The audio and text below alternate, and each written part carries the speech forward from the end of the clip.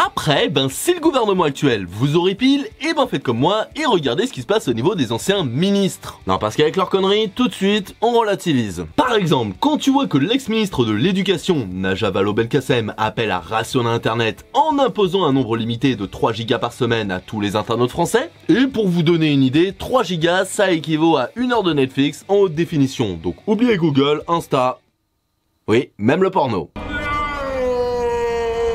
Alors oui, je suis pas con. Enfin si, mais c'est pas le sujet. Et je sais très bien que c'était plus une piste de réflexion pour illustrer son propos. Et oui, c'est vrai, Internet, avec tout ce que ça contient de fake news, de toxicité ou d'harcèlement, ça doit être pris au sérieux. Mais déjà, les gens sont pas cons, ils savent ce que c'est Internet, et au pire, faut peut-être éduquer à l'école. Et surtout, si la lutte contre le cannabis en France ou la prohibition dans les années 20 aux États-Unis nous ont montré quelque chose, c'est que la prohibition, ça marche moyen. Et là, je digresse un peu.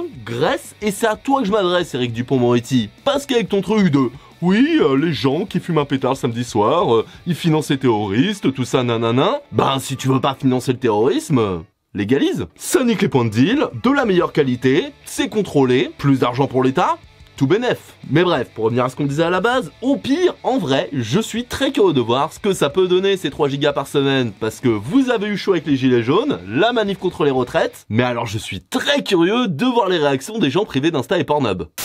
Et d'ailleurs, en parlant d'érotisme, l'introduction est merveilleuse, on a des news de Marlène Schiappa qui a annoncé la publication d'un livre de New Romance. En gros, c'est un délire 50 nuances degrés. Et ce, avec une femme ministre comme héroïne. Alors je sais pas si on est dans le Gorafi ou dans les Guignols, mais pour une fois que c'est une ministre qui se fait baiser et pas la population, même si c'est en fiction, moi je prends.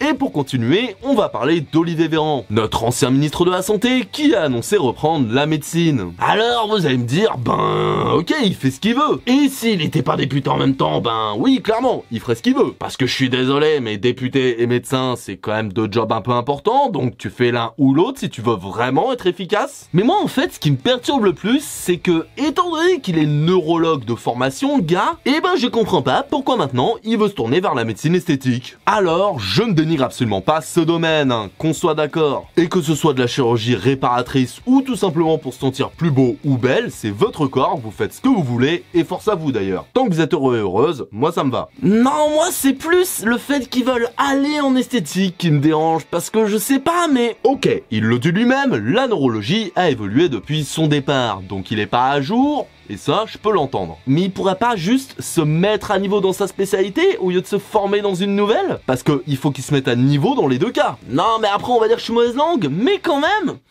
ça sent quand même plus l'envie de faire de fric que de la déontologie cette histoire. Après au moins, ça confirme une chose. Pour les macronistes, la forme prime sur le fond.